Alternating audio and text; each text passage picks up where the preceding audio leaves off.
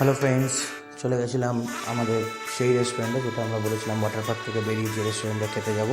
এবং সেই রেস্টুরেন্টের নাম ছিল হচ্ছে গ্র্যান্ড মাস্তি, যেটা আমাদের অক্টোবরে একদম নতুন ওপেন হয়েছে। এবং যাওয়ার পরেই আমি এরকম একটা ডিশ অর্ডার করে ফেলি, যে ডিশটি ছিল হচ্ছে বেবিকর্ন, চিলি বেবিকর্ন। এবং খেতে মোটামুটি ছিল, ভালোই ছিল।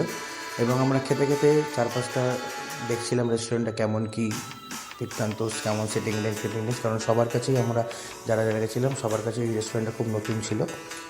তো তারপরে যাই হোক, আমরা ডিসাইড করে ফেলি কী কী অর্ডার দেবো। এবং আমি অর্ডার দিয়ে ফেলেছিলাম এরকম একটা চিকেনের ডিশ, যেটার নাম আমি জানি না।